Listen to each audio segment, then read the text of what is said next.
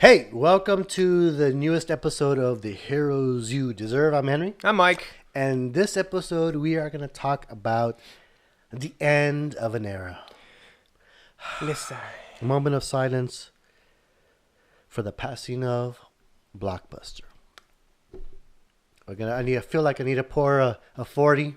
Not on my floor, you don't. Well, I'll pour this in a little bit off camera. Blockbuster. I'll pour a little in here. We had the last Blockbuster in the state of Texas just close. Well, it's currently closing in the process as we record this episode. And it is the end of an era. From what I read online, there's one in Oregon and maybe 5 in Alaska. So we are the only one south of Oregon that was remaining, and it's finally closed. So we thought it was apropos. Yes. To discuss just the phenomenon of Blockbuster and how it was a movie night and just kind of what led to its demise and what's the future really. So were there any home video stores that you frequented? Oh yeah, there was tons. I mean, here in our hometown, we had the mom and pop shops that were, truth told, probably a bit more desirable. But we also had, we had a Blockbuster and we had I forget the other one even.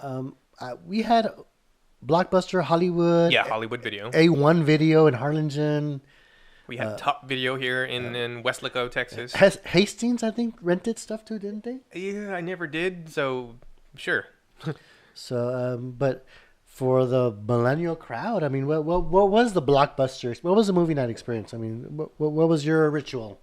Our ritual, I mean, there was the act of actually going and trying to find the movie you're hunting for. If it's a new release, it's a real roll of the dice because reserving them was sort of taboo. Like you couldn't... First come, first serve. Yeah, it was first come, first serve. You just weren't going to call over the phone like, hey, do you have a copy of Navy SEALs? Can we go get one? I just dated myself, I think. Navy SEALs. It's a wink and a nod to Kevin Smith.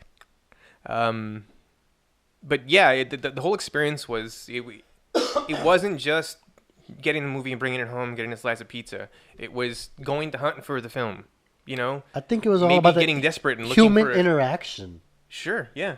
Whether with the clerks or someone there, you're just walking around aisle and aisle and see what catches your eye. I mean, sometimes those covers are deceiving. Sometimes. Sure, and then it's a sometimes if you're going with your folks, it's like it's a measure of how adult they feel you are at any given point because of what they'll let you rent or what they would have let you rent. When they let you get a hard R horror film, you're like, yeah, he can handle that. I think that he's a grown man and he can watch that now. Granted, that probably happened when I was, in the tweens era, because God knows I watched a lot of, garbage movies as a young man. I had, I believe, DC Cab and DC. I had DC Cab, Revenge of the Nerds, and Real Genius, and a bunch of these, raunchier teenage comedies. I pity the fool that turned the film late. That's right. And you didn't often get to buy films, so. Well, it was VHS, yeah, and then later DVDs and Blu-rays, I think. Sure. Oh, how crushed were you when you took a DVD home that had a big ass scratch on it? No, or how crushed were you when you took a VHS and it was not rewound? Oh man, rewinding. Oh, you people don't even know. Oh, maybe some of you do. Some of you must. But there used to be...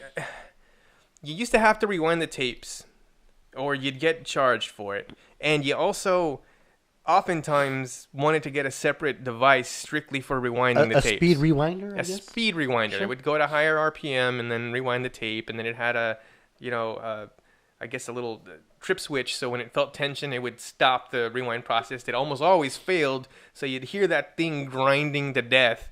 And then you'd pray that you got to it before it ripped the tape in half and you had to buy the goddamn thing. This was our life, and, for what it was great. That experience. Like, if you went on Wednesday, you can get a new release or 2 movies and a popcorn or 2 movies and a Bluebell ice cream or, if you get new releases were 1-day rentals, but older releases were like a 5-day. That's right. The game model came out, so you could go rent a game. Yeah. That was it started off at a little mom and pop shop here, just downtown, a couple minutes from my house, and you could actually rent a full game system. For me, that was my first time playing the Super Nintendo. Was my dad putting down the $60 deposit and then renting it for $15 for 2 nights. That was probably my first instance of doing a cost benefit analysis ever, and painting out for my dad why it was far more cost effective for him to just buy me a Super Nintendo rather than renting one every weekend for the foreseeable future. So, and showing my age, I remember in high school I was seeing a girl or whatever, and we had to rent a VHS and it'd give it to a VCR. It came in a suitcase. It came in a suitcase. We rented a VCR so we could rent movies, so we could go to her house and watch with her mom. Yeah, that was the ritual. It was getting the movie, getting the candy, taking him home, watching him a couple times, and then getting him back in time. Sometimes. I mean, there was the big franchises, and then there was mom and pop, but you could rent it. The HEB, I remember even having some sort of VHS rental section. They had a VHS rental section. At a photo lab. Yeah, photo lab. Eventually they got games, and then the whole model closed down, which is a shame. I thought that was very convenient. HEB is our local grocery store here in South Texas. Yeah. Actually, throughout Texas, I believe. They had it.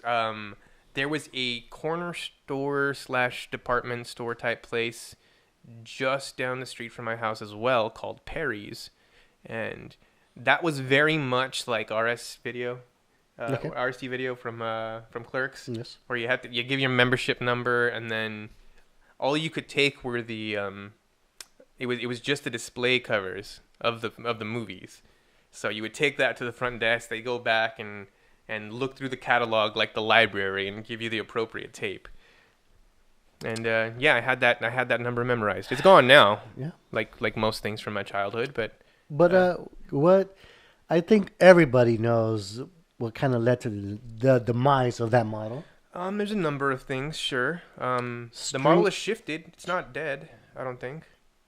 No, but the whole going to a brick and mortar place and renting a movie.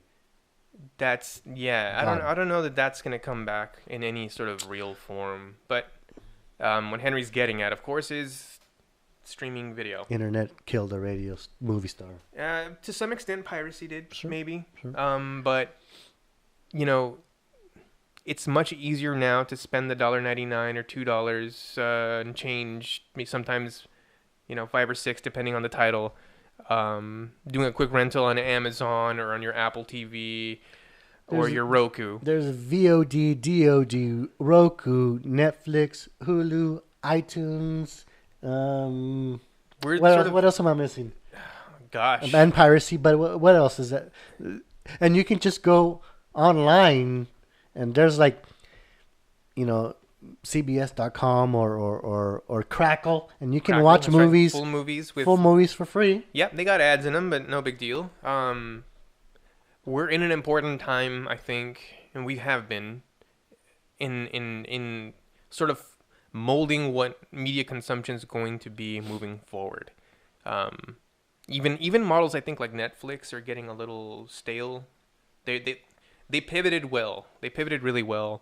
Going from just procuring obscure titles and making that be their niche in the market to producing their own content, which is now really some of the best stuff, this best media to consume anywhere. Stranger Things and the Marvel series. The Marvel series, Black Mirror, even some of the anime that they've put out, Devilman Crybaby that's out right now. Oh, God, it's the weirdest thing I've ever seen, but it's so good. And Handmaid's Tale, is that Hulu? I believe so. There's some other Hulu it seems like any shows. Streaming one has their own exclusive show. It seems like. Yeah, everyone has their hook to pull you in and keep you. Some of them to better effect than others, obviously. Sure. But that's where the market shifted. It's more of a nostalgia thing. I mean, you look at the kiosks, the little the roadside or outside your convenience stores down here in Texas. It's Redbox. I'm sure that you have something similar where you live.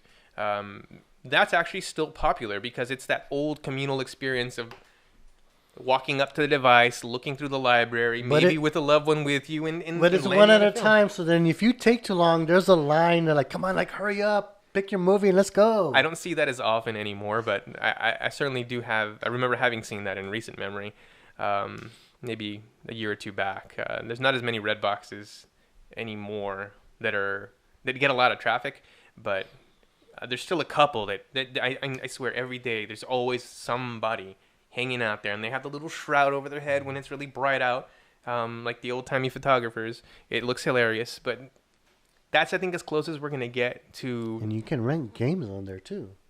I didn't know that was a thing. See, Yeah. that's such a roll of dice. You take that disc home, and if it's got a little scuff on it, That's how it is with Blockbuster. yeah. I mean, but at least then you had, you could go back to the Blockbuster and say, hey, this thing's scratched, and if it was the last one, obviously you're boned, and you have to wait till somebody returns one. Hopefully they put you on a waiting list because there's extenuating circumstances, but oftentimes that wasn't the case. So you were just kind of screwed. God, I would remember being so gutted every time that would happen. I can conjure up that feeling. I can't remember any specific instance, but the pain is still real. And I know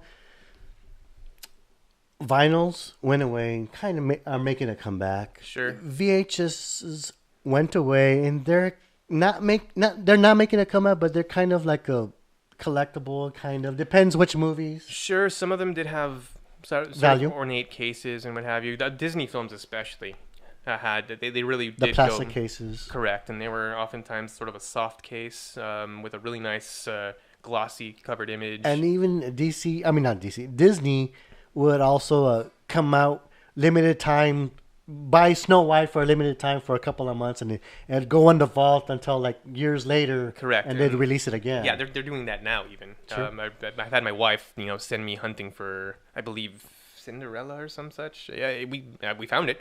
But yeah, they're doing that limited release model. I think if you're gonna do something for older films, that's a good way to do them a service.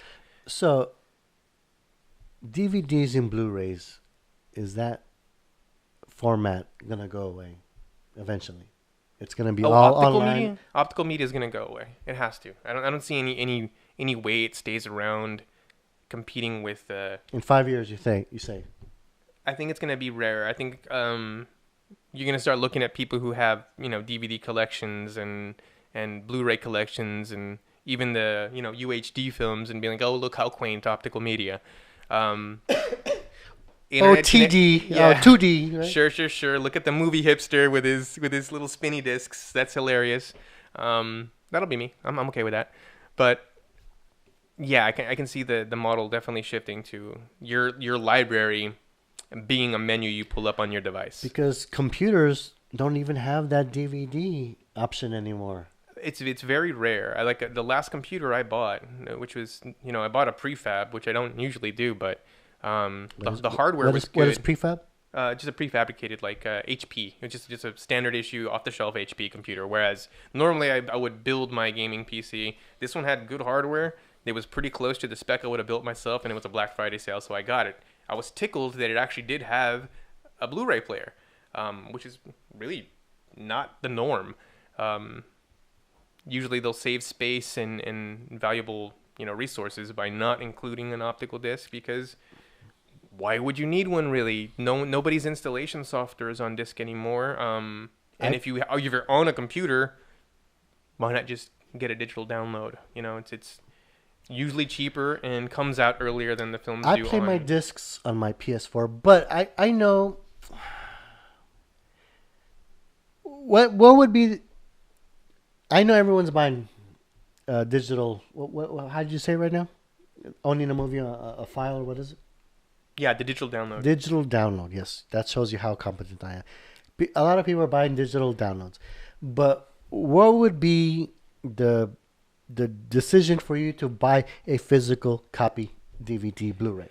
For me, it's always been my emotional attachment to the property. So either it has to be something special associated with that. Like we look at maybe some of the full seasons of shows that come with a collector's item. Game of Thrones comes to mind. I think there were several varying packages, depending on where you were in the nation or the world even, that had a dragon egg or a Hand of the King pin or various other things. So there's a collectible aspect to owning them. And sometimes it's just sentimental. You want to like have something tactile. I physically own a copy of a movie. I have a number of them just to my right here. Just stuff that really matters to me. You know, copies of Reanimator, which I love, The Exorcist, But again, Dark City. why not a digital download of Reanimator? I've actually started doing that, like just getting, to preserve my discs, and collecting digital copies of some of my most favorite films, and of course a number of new ones, because it's usually a week before they are released in a physical format. They're available for download. Because I know even on some iTunes. when I recently bought some physical Blu-ray discs, and some of them would come with a code That's right. for a digital download of the movie that I just bought. Yeah, and really, the disc pressing itself isn't worth half as much as that digital download code, because that's where that's where they're gonna start making their money, because it's not any cheaper to buy it that way. Not usually. Sometimes you'll get some sales. Some older titles will go on sale. You can really clean up, kind of like when Steam will do a game sale, and especially during Christmas, and you'll just jump on as many as you can. You may not play them all, but hey, they're all in the cart, and you can install them anytime you want. And sometimes the digital films end up going the same way. You just start amassing stuff. Never mind all the titles you mean to watch on Netflix, you just never get around to. All those documentaries you add to your watch later list that you're not going to get to, but you like thinking the best part of yourself. Yeah, that's totally the kind of thing I should be watching, and I'm proud of myself for considering it. Add it to your queue, right? That's right. Add it to the queue. See, I'm a super artsy kind of guy. I'm going to watch this documentary on Malaysian films. All right, since I don't buy digital downloads, is it just a physical movie? Because I know when you buy Blu-rays, there's director's commentary or special features or deleted Absolutely, scenes. yes. At least I know with the Apple TV, I can't speak to other models, but I know that when you get a movie on Apple TV, it's actually the full Blu-ray experience. Correct. Where you get the full menu, skip scenes, you get deleted content, extra stuff, featurettes. So it's a full experience. So you do get your money's worth. And as I said, you do get them about a week early. So that's kind of cool. I don't own. I mean, I've probably maybe owned, I don't know, 25, 30 movies. I don't own a lot of copies, but then I went to the liquidation sale of Blockbuster, and I bought 11 movies. I mean, I was very picky. I had to make sure I picked a movie that was rewatchable and a movie that I liked, and I kind of bought movies even though knowing that in 5 years that this is gonna go away, and the discs are gonna go away. But I bought them. I don't know, and eventually there's gonna be You can totally use ripping software. a DVD, Blu-ray, a liquidation sale. Someone else is gonna do. There is one actual Valley place that I know of here in the Rio Grande Valley that is still a movie rental place. There is a place called Movie Night in Mission. They still do that. They still rent Movie Night in Mission, Texas. Yes. Still does rentals. Yes. That's the only place. They're not a franchise. Is it thriving? You know, I've never been. That name popped up when I was there at the Blockbuster. Interesting. So, I bought movies, and everyone they were selling posters, DVDs, Blu-rays, Wii games, PS3, PS4, Xbox, and they still had they were still selling Cokes and popcorns and ice cream there, but there was a line to get in, and there was a line of people had those baskets jam-packed of movies, and it's just crazy. They were selling 5 for $20, 6 for $25, or $7 or $8 individual, and it was an end of an era. Everyone that I talked to, people that I ran into, everyone said the same thing. It was an end of an era, and I contributed to this because I would buy digital copies, or I would go to Redbox. I contributed to this, but I felt I had to come here and buy something. Pay your respects. Pay your respects. Press F to pay your respects. I rented a movie there a month ago, and I turned it in late. So when I went and purchased my 11 movies, I had a late fee. Do you think that responsibility of having to return things is ultimately what killed that model? No, because at one point, if I remember correctly, I saw an old commercial recently. Blockbuster did away with late fees. So late fees had nothing to do with it. I mean, it's all streaming. It's all online. Well, there's still the inconvenience of having to take something back to where you got it from. Well, still, again, that's part of the interaction. Hopefully you turn it back and you go rent some more. Yeah, I mean, and that's sort of the way the model works, is you pray that whoever does rent something will, when they're returning it, just maybe pop in and grab something else. Yeah, that works. I believe the convenience of adding the outside of the store return basket may have sort of killed that model. You didn't have to go inside if you didn't want to. Right. Sometimes they had just a little bin like a mailbox. Well, it's just like the library. I mean, if you turn it in late, I mean, you can just do the bin, or you can go in physically, drop it off, and go and check out some more. And it spares you the shame of having a teenager's finger wagged in your face, like, oh no, you turned that in late, now you owe me money. It almost seems that the demise of the libraries mirror the demise of Blockbuster.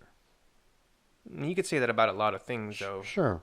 Like, most brick and mortar models are losing money. They're not doing as well. I mean, if you're not a Walmart or a Target, you're probably not doing well as a brick and mortar because Amazon's eating your lunch. If you're, selling entertainment. If you're a comic book store. Jesus, yeah. I mean, part of it's digital, part of it's, just lack of really good titles to get people moved, oversaturation of events. There's a lot to contribute to that. But yeah, local comic shops. I mean, we're really lucky in our little area of the United States or of Texas even, where we actually have a number of comic shops. Each even my town has one. McAllen has, I think, five. Harlingen, two. Brownsville, two, a couple. Maybe? I mean, this little area, the Rio Grande Valley down here, by all rights, shouldn't be able to support this many comic shops, but there's a number of them, and they seem to be at least keeping their heads above water, but not in a traditional way. Some of them have shifted their model to collectibles. That's really lucrative down here. I've seen, people will line up for those for the Funko Pop dolls. These still move really well. Sports cards move really well for them. I think sports cards are gone. I think they're dead. It's Magic cards or. Oh right, the card games. Yeah, I mean, there's most of the comic shops seem to have a good chunk of their real estate just set aside for tournaments. Yes. Which is very cool because that's a good way to keep it alive. It's just at the expense of shelf space. Right, and it's not just card games. I've seen our local shops host tabletop tournaments. Sure. I mean, I'm glad that tabletop and board games are kind of making a comeback. But I mean, they just open their doors and hopefully people buy cards or comics or boards, and they make their money by selling snacks and munchies and drinks. Yeah. But I mean, it's good that you have that interaction and it's bringing people into the store. Sure. Maybe they're not buying as much as you'd like them to, but you do have a captive audience, just like a movie theater. Right. So people do get hungry. You can't just sit in a chair like that. And I'm sure they have policies against outside food, because why wouldn't you? No alcohol for sure. Well, that's a pity. I know, shame. See, there's a place in the market for that, for an adult comic shop that is geared towards kids games. So, sure there is. Hentai, right? Hentai. Oh, Jesus Christ. Anime in the streets, hentai in the sheets. You know what I'm saying? You know what I'm saying. I don't know what he's saying. So, bringing it back to Blockbuster, I know it's the end of an era. I mean, everyone that I talked to just was sad to see it go, but sad to see it go, but they realized that it kind of had to go because they never went to the store. They contributed. I'm They, every bit as guilty as any of them. yeah, I mean, I went and I owned up. I bought 11 movies and I owned up, and I wanted to pay the late fee because I didn't want these creditors to come after the fact and track me down for Like the paper boy and Better Off Dead, $2. $1.47 I owed. But I ran into Josh Kennedy. He's a local filmmaker, and he was buying classics that were not available on stores or DVDs, and he bought like a non-director's cut, and he bought some classic films that just unfortunately were never re-released or never released on Blu-ray, and he bought a big basket full of just movies. I'm curious to know how much money he spends. Oh gosh, I mean, even at the prorated cost, if you're doing like the 6 for 20 or whatever it Right. was, I mean, you can run up $100 easy. I spent 80. My friend Jesus. spent $100, but he bought a good chunk of movies and one or two games. And another coworker, CJ, he spent $60. And a friend of mine, I just got a text right now. He bought 4 Blu-rays for what was it? $32, I think. And all Blu-rays, $8 each. $8 a piece. For a Blu-ray, for a Baby Driver. I mean that's a great deal. Birdman, great deal. But Blockbuster, I'm just kind of sad to see it go. Even though I never went, I know I we mean, I never guess went. I'm kind of bummed, but I also have no like, I didn't have any skin in the game. I didn't frequent, movie rental places for a number of years. Not since, gosh, I'm trying to think of the last time I actually went out to a video store to rent a movie. You I do was, digital downloads. You do Yeah, or flea markets. You I do buy them piracy. outright. Arr, I don't do piracy. Arby's. But the brick and mortar place, whether it be Blockbuster or whether it be a comic book store or local comic book store, I mean, it's digital is gonna lead to the demise of many things. Yeah, I don't see the comics really. I mean, newspaper felt it, radio's feeling it, Blockbuster, that franchise, the whole video rental place is dead. Comic book stores and mom and pop stores are hanging. For all of those, there are equivalents. Like the radio stations died because why you have your Pandora, you got your Spotify's, you got your iTunes. Right. Why would you listen to a bunch of songs that you hate being hosted by people you can't stand listening to? Sounds like MTV. Between 20 minutes of commercials, all voiced by the same guy. It's terrible. Why would you put yourself through that when you have something in your pocket that will handle everything for you, play all the music you like, and if you pay a couple bucks a month, there won't be any commercials. You can skip through the songs. Yeah. You can put one on a repeat if you want to be silly. It's cool. Videos, you have Netflix, you have other models, you have means of getting that. Comics, while you can get digital copies, I don't know that there's another medium like it. So I'm going to interrupt you right there. So I know when we discussed digital download of movies as to buying a physical copy, is that the same part as like when you buy a digital comic book? What's the difference for you to actually buy a physical copy of a comic book? The tactile. You can own it. It's the same reason I buy a movie. Yeah, but comic Retail- books take up a lot more space than movies. Well, I mean, eventually. Oh, I know what you're talking about. After a number of years, yes. Yeah, it's a thing that happens.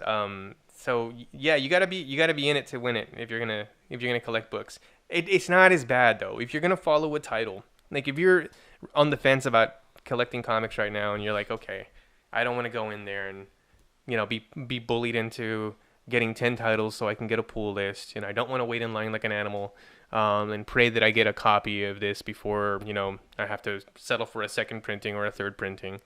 I want to just get this digital, and I don't care about any of the collectability about it, and I'm not trying to make an investment. I just want to be entertained. Okay, then it makes sense, okay? maybe get a Comixology subscription and start collecting books that way. They're not any cheaper. Or trade paperbacks too. I mean, trade paper. See, that's a cost-effective way to go too, because you can get really beautiful trade, the hardcovers. And they usually give them the respect they deserve if they're good stories. If you look, I have a beautiful copy of Old Man Logan. I'm trying to procure what was I talking about? Identity Crisis. I want the new Tom King, the Visions. I have the original copies of Secret Wars, and I still bought the trade paperback just because I love the original Secret Wars, and I bought that specifically so I can lend it out. Like, you need to read this amazing story. That's again one of the best parts of like owning comics, is once you get over being anal about like how well preserved they are and realize that okay, this is maybe not the most important book, but it's still a really good story. I don't need to worry about what it's gonna be worth in posterity. Then you get to lend them to your friends, and they get to bounce, ideas off of you, and sometimes they burn through them, and they're back the next day with 15 books. It says like, okay, I didn't know how this story ends. I need the other half. Tell me you have it. Well, there was for a couple of years there that I would actually take physical comics to my workplace, and I would lend them to you and Rick and other people. One of the very lucky recipients of those books. I mean, I would take a big ass stack in a manila folder, like, here. And he would literally do that. He would Henry would bring us he would fill the manila folder with books, bagged and boarded as they should be. Sometimes not. They were not. They were never bagged and boarded. I was giving you some no street cred, man. No. Henry would bring us loose books, serious books too. Not like I was describing. What did you read? What did you end up reading? Do you remember? You gave me Identity Crisis. You gave me Illuminati. You gave me Secret War. You gave me, oh gosh, what all have you given me? Pretty sure you gave me World War Hulk. Pretty sure. Like Kick-Ass, Mighty, Incorruptible, Right? No. You gave me Irredeemable. And then later, Mark Waid wrote Incorruptible, which is another good story before Mark Waid went crazy. Yeah. So, gosh, get well, man, because you're an amazing writer. Jeez, I don't know, you'll probably never watch this, but lay off Twitter. Lay off Twitter and write good shit. We want to love you. Just let us. So, yeah. This man's responsible for the resurgence of me loving comics. I think I said that maybe in episode 1. And then lately, it's getting on some of the YouTube comic reviewer pages and or channels websites. Rather, and getting excited about some of the new titles that are out right now, like White Knight and Metal and Doomsday Clock. Doomsday Clock's crushing it. But that's a lot of DC there, though. It is. Marvel's having a rough go of it, but I think they're trying to right the ship. Vision. Yeah, I mean, good writers can overcome a bad story, I think, because the character is still there, and you can do that. You can really do some work with that. There's not that. You can't do that with digital. You can't open someone's eyes to a book they've never touched or wouldn't consider. If all you have are digital copies, I'm not gonna. I love all of my friends. I'm probably not gonna just hand my tablet over to them because I use it for work. I mean, that's my main device. Granted, I could probably watch it on my computer or read it rather, but I don't want to do that. I mean, I still want to hold something in my hands whilst I'm reading it. There's a reason e-readers are a thing. It's the same way with films. I mean, I can lend you a movie off that shelf, and I know it'll be in good hands, and I know I'll probably get it back, and we'll have something to talk about afterwards. Yes. I guarantee you there's stuff there you haven't seen. Oh, yeah. Oh, yes. Good chunk of it. There's if I have a digital copy, because I have digital copies of recent films, I can't lend that to Henry. I can't do anything about that. If he wants to watch it, he has to come over and watch it here. That's a great way to like get together and hang out, and we often do that, but... Right. For everyone else, it's not the same as owning a copy. Um, did you ever lend anyone a movie that you rented? No, never. Yeah, I think I'm guilty of having done that once or twice. I'll rent it and then someone else will want to watch it and maybe don't have time to come over and watch it with me, so they'll ask to borrow it, and then you roll the dice as to what kind of friend it is and hope you get it back in time. I remember going to, I think it was Hastings in Harlingen or a similar franchise, and I went in with my cousin Roy, and I had an outrageous late fee.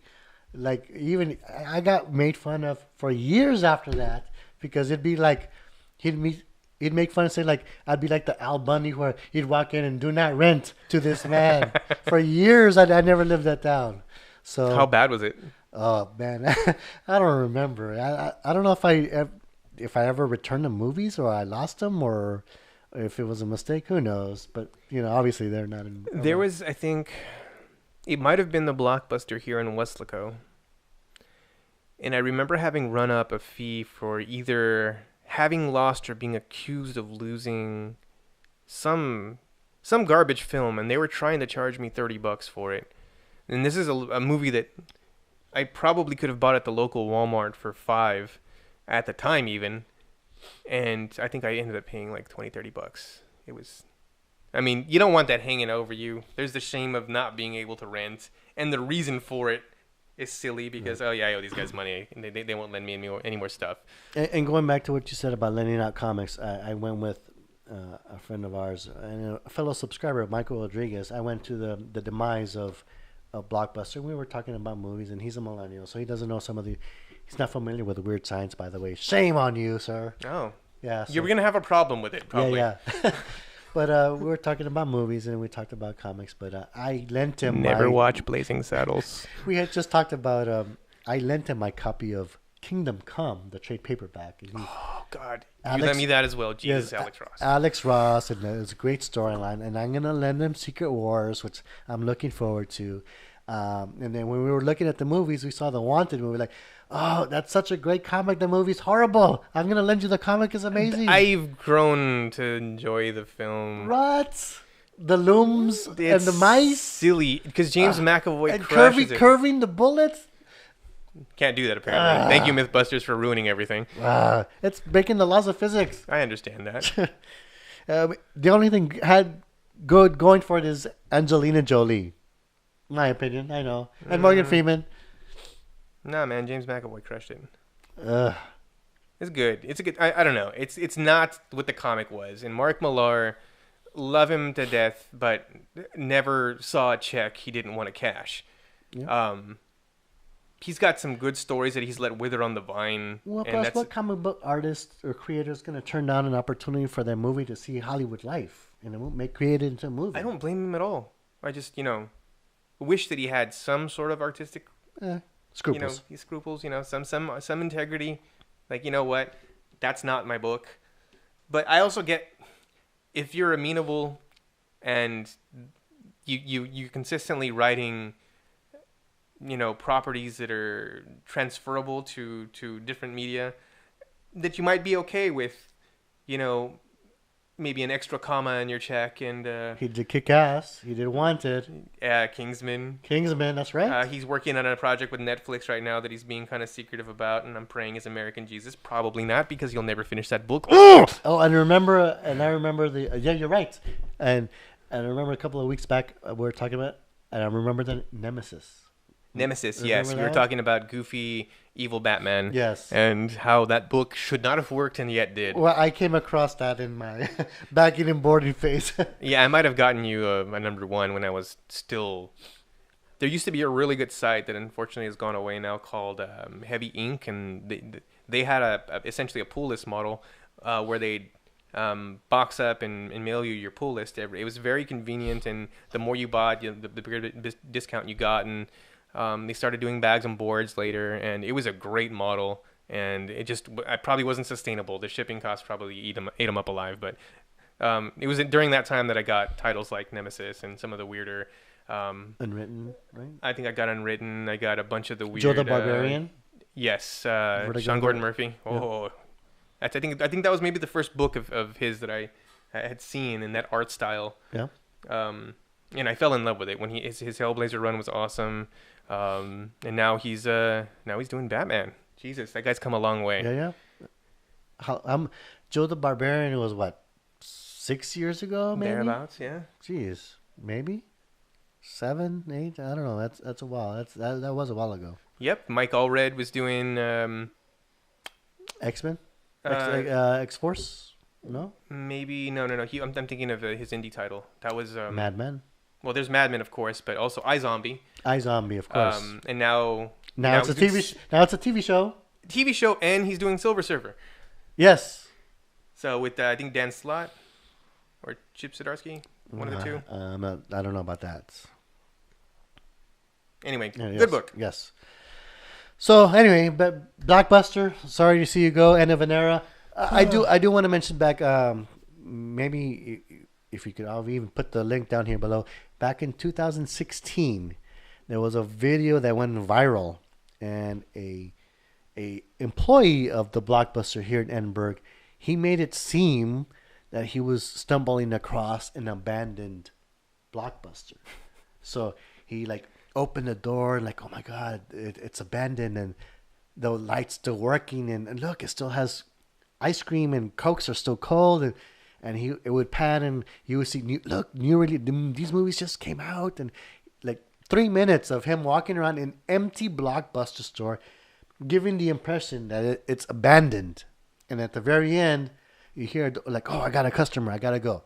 But what's funny is, since it's just 3 minutes of him ranting, if you look at some of the comments below, you'll see people saying, is this real? Is this fake? Whatever. And people are blasting wait, watch it to the very end. It's real. You see, it's located in Edinburgh, Texas. So when I went to the closing of this Blockbuster in Edinburgh, that employee was still there 2 years later. I mean, yeah, man. Link in the description. Ruben, I think. Give yourself the 3 or 4 minutes it takes to watch it. It's worth it. Yeah, Ruben. He was still an employee, and he's 2 years ago. Who would have thought Blockbuster would have lasted this long in Manor? Because Harlingen had one, Westlaco had one, but they closed a couple of years ago. And how long before we having this podcast regarding the death of the local comic book shop? Oh man, I hope I'm not alive for that. Me too, man. That's gonna be rough. I feel like it's around the corner. No, and what's gonna replace it? Bad movies. The Oasis, predicted by Ready Set. No. Ready Set Player? I don't want Big Bang Theory the movie. Thank you. Jesus. Orgy of evidence that we like nerd stuff. Blah. Yeah. So anyway, Blockbuster. Sorry to see you go. We contributed to it. Thank you for everything. But thank you for. We're sorry for everything. Yes, sorry, but sad to see you go, sir. All right, press F to pay your respects. Yes. And we'll see you in the next one, guys. Be kind, rewind. See ya.